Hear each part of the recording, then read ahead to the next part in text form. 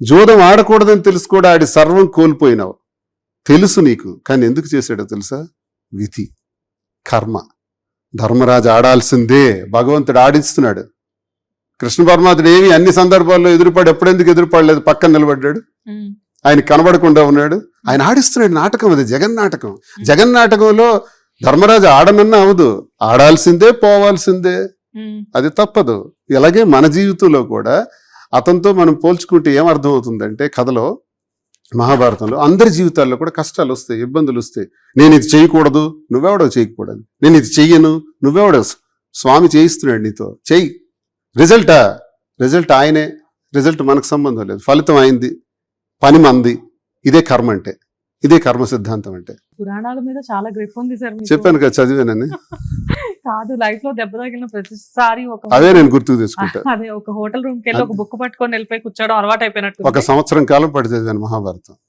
భయంకరమైన ధైర్యం వచ్చింది. ట్రై చేయమని చెప్తున్నాను అందరికీ. ఎవరికి కష్టం అనిపించినా సంస్కృత భాషలో వెళ్ళకండి, తెలుగు భాషలో చదువుకోండి, అర్థం చేసుకోండి. సూపర్. సో మొత్తానికి ఆ జగన్ నాటకం గురించే చెప్పారు. మీ జగన్ నాటకం గురించి ఏమైనా చెప్తారా? నా జగన్ నాటకం ఏంటి, స్వామి ఏం చేస్తున్నాడో మనకేం తెలుసు. ఎందుకు పార్టీకి చాలా సేవలు చేశారు, పార్టీలో ఒక గుర్తింపు తెచ్చుకున్నారు. ఎవరినైనా కానీ వ్యక్తిగతంగా మీకు నచ్చలేదు అంటే, అక్కడ తప్పు ఉంది అంటే ఖండించారు, విమర్శించారు. సడన్ గా పార్టీ నుంచి ఎందుకు బయటకు వచ్చారు? ఐ మీన్ బయటకు ఎందుకు పంపించారు? ఇప్పటికీ నాకు అర్థం కాని $1000 వస్తున్నది, నన్ను ఎందుకు సస్పెండ్ చేశారు? కారణం ఏంటి చెప్తారు? వ్యక్తిగత కారణం అంటారు. ఈ కారణం తెలిసే 22లో కూడా తెలుసు, 23లో తెలుసు. తెలిసిన తర్వాత టికెట్ అనౌన్స్ చేశారు 23 ఏప్రిల్ 19వ తారీఖున. ఆ తర్వాత అనౌన్స్ చేసిన తర్వాత మళ్ళీ ఆ టికెట్ నా నుంచి వాణి గారికి వెళ్ళింది, మళ్ళీ టికెట్ నాకు వచ్చింది. ఇవన్నీ తెలుసు, మరి అప్పుడే టికెట్ ఇవ్వకూడదు. 2, ఇంట్లో గొడవ జరుగుతున్నప్పుడు 24లోనే సస్పెండ్ చేయాలి. ఆ ఏప్రిల్లో ఎందుకు చేశారు? సుమారు 7-8 నెలల తర్వాత. సో వ్యక్తిగత కారణం పెట్టి సస్పెండ్ చేయటం ఏంటి? వ్యక్తిగత కారణాలు ఎవరికి లేవు? ఒకవేళ నాలాగే వ్యక్తిగత కారణాలు ఉండకూడదు రాజకీయాల్లో ఉంటే ఏ రాజకీయ పార్టీలో కూడా ఒక్కడ కూడా ఉండడే. అందరు షర్ట్లు ఇప్పితే మచ్చలే ఉంటాయి. మనం అందరం సర్వసంగ పరిత్యాగులం కాము, స్వర్గం నుంచి దిగిరాలేదు. ప్రతి ఒక్కడికి ఇన్ని మచ్చలు ఉంటాయి.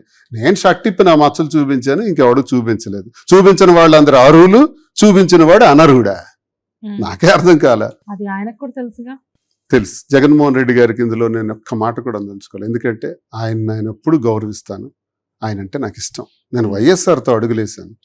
స్టూడెంట్ లీడర్ నుంచి పెద్ద ఆయన దగ్గరికి వెళ్ళటం నాకు అలవాటు. ఆయనే నాకు జిల్లాకు పరిచయం చేశాడు, ఆయనే ఇన్ఛార్జిని చేశాడు, ఆయనే టికెట్ ఇచ్చారు, ఆయనే జిల్లా పరిషత్ వైస్ చైర్మన్ చేశారు. ఆయన మరణించిన తర్వాత నా రోజులు పాడైపోయినాయి.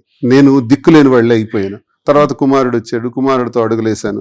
అడుగులేసిన తర్వాత ఆయన నాకు చల్లగా చూసుకున్నాడు, బాగా చూసుకున్నాడు, గౌరవించాడు, మంచి హోదాను కల్పించాడు, ఎమ్మెల్సీని చేశాడు.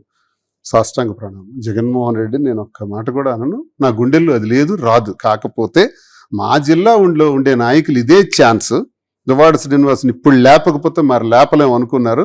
ధర్మాన ప్రసాద్, కృష్ణదాస్ కలిపి నాటకాలు ఆడి సార్ దగ్గర ప్రతిరోజు చెప్పించి, క్వార్టరీతో చెప్పించి నన్ను సస్పెండ్ చేయించారు. ఇందులో రహస్యం మరేం లేదు.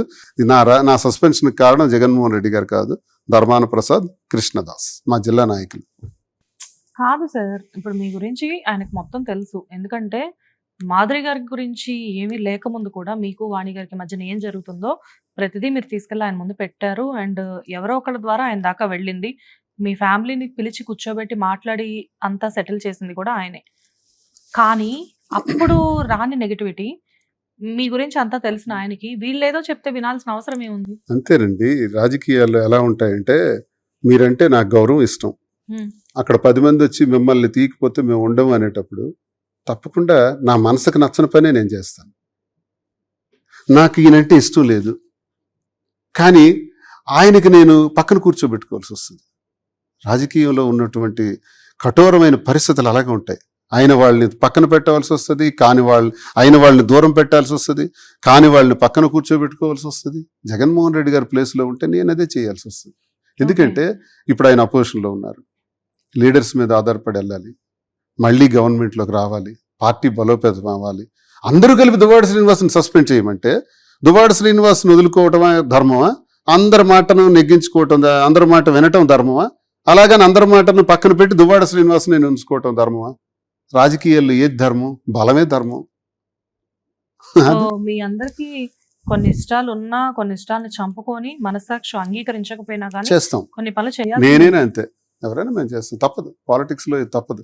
అందుకే దీన్ని ఏంటంటే గేమ్ ఆడుకోవాలి. ధర్మాన ప్రసాద్ కృష్ణదాస్ కదా నన్ను సస్పెండ్ చేశారు, ఏ మూటలు లేవన్నారు కదా, చెడ్డ పేరు అన్నారు కదా.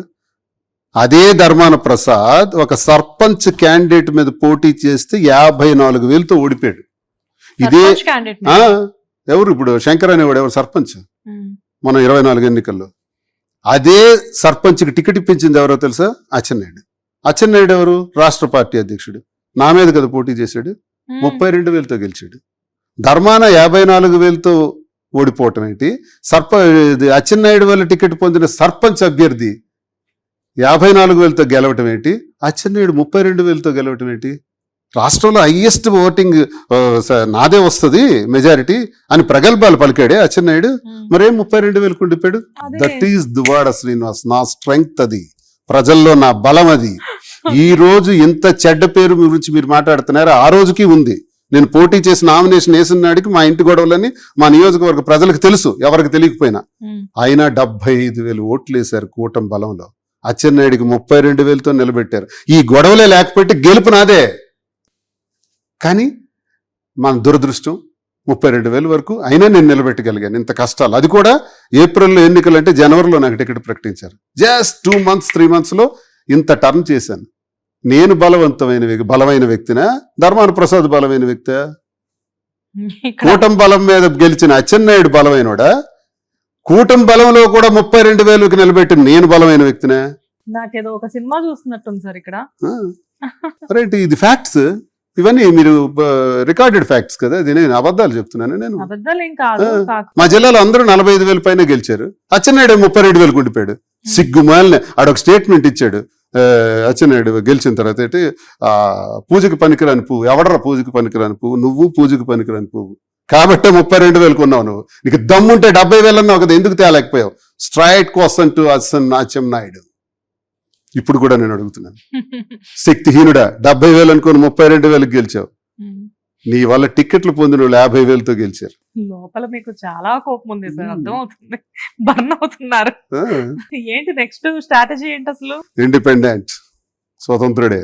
ఇప్పుడు చూపెడతా ధర్మానికి, కృష్ణదాస్ కి ఏ ఓటింగ్ లేదు, వాడికి చెడ్డ పేరుంది. ఇంత రికార్డు, నా ట్రాక్ రికార్డ్ ఎందుకు చెప్పాను? 24లో జరిగిన ఎలక్షన్ డీటెయిల్స్ ఇవి ఎక్కడికి పోలే, అలాగానే ఉన్నాయి, నిక్షిప్తంగా ఉన్నాయి. ఏంటి ఇప్పుడు శ్రీన్ గారు నెక్స్ట్ ఎలక్షన్స్ లో ఇండిపెండెంట్ ఆల్రెడీ డెసిషన్ తీసుకున్నాను. ఇండిపెండెంట్ గానే నా పనిని ప్రారంభించాను. ప్రజల్లో తిరుగుతున్నాను, కార్యక్రమాలు చేస్తున్నాను. ఒకవైపు టెక్స్టైల్స్ బిజినెస్ ఎక్స్టెన్షన్ చేస్తున్నాను. 27 వరకు ఇలా బిజీగా ఉంటాను బిజినెస్ లో. 28 నుంచి నా యుద్ధం ప్రారంభం అవుద్ది. 29లో ఎన్నికలు. ఇండిపెండెంట్ గా నా పోటీ ఉంటుంది.